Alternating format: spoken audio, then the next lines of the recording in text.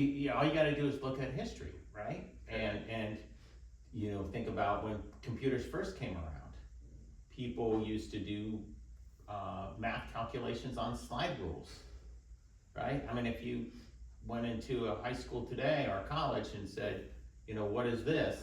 And show them a slide rule, they'll have no idea what that is. It's just changed.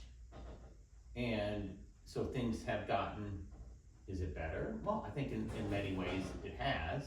I think what you gotta be careful is to understand the why.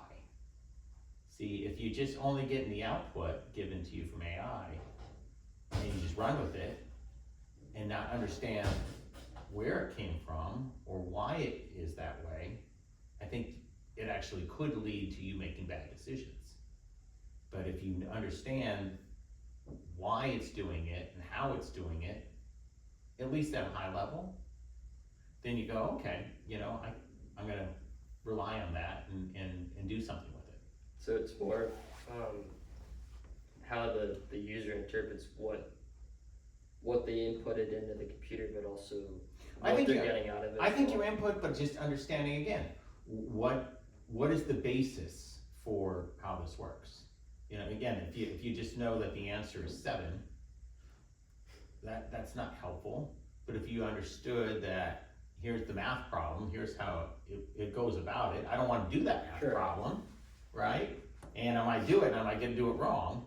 But at least I understand kind of what it's doing, and then applying that. I think that's the key. And also, if it decides to tell you different approaches that you wouldn't have thought about, like let's say you only thought about one approach, which is 4 + 3 is 7, right? Versus if the computer tells you, well, that one way is correct, but here's also maybe 2 or 3 different ways that get you to that solution or that answer, if you will. That's great that you get those additional alternatives, but you also have to be careful about the false positives, right? Where it tells you, 3 + 3 is 7. You kind of have to go, wait a second, that doesn't seem right.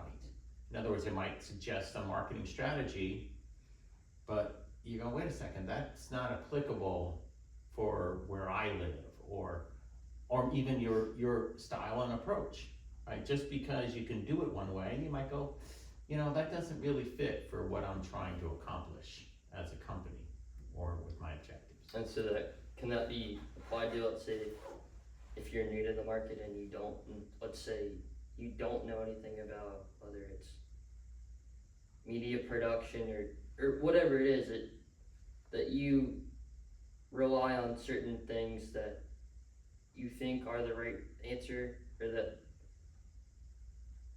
seem suitable for what you're doing, but you're not sure, if you will. Well, here's an example. You have your podcast channel, right? Correct. So, and you really want to have a bigger audience and a lot of views. It might come up with, here's some things you should do to get a lot of views. But the views may not be from the right kind of audience you're looking for, right? Or it might be just somebody who's just, scrolling and not really paying attention, and you get a view. That's a strategy, and you will get your results, but it may not be what you really are shooting for. That's kind of what I was aiming at. Yeah. Meaning what you think you want versus what you actually know. Meaning, I think part of what I'm trying to say is that if you're not an expert in the field, how do you kind of go, well, I don't really know about what it is that I'm doing, and how do you understand this is the right way to go about it versus the opposite? Great. Yeah, and the way I would think about it, think of it as an advisor, or a consultant, and saying, here's what I think you should do. Now you, as the owner or the business person, have to say, yeah, you know what, let's go do that. Or you might go, you know what, I don't like that idea, or I don't think that's the right approach. And that's where I think the human really is going to be the key factor. Is think of AI as there to help you, but still you have to make the end decision. And go with your gut, right? I mean, that's part of what being an experienced business person, experienced leader, is you have this ability to take your experiences, your knowledge, and your intuition and go, okay, this is what I think we should do. So to kind of know and to trust yourself and go, this is what's gonna work versus not, if you will. Yeah, and again, that or else you're just gonna, why be around? Just let the AI do everything, right? And you just sit and see what happens. And part of that may occur, but I still think that that ability to bring in a different, knowledge base and this thing again, I call, your gut. That's what I think really breaks the mold. And then not, because I think a lot of people, you have a gut feeling, but I feel a lot of people, they don't trust their gut feeling or whatever it is, Yes. and they kind of go, I'm not gonna fully analyze what it is, and I'm just gonna say no. Let's say for kicks and giggles, I'm ignorant. I don't know much about whatever it is that I'm doing, and I think I know what it is, and I'm not gonna trust my gut.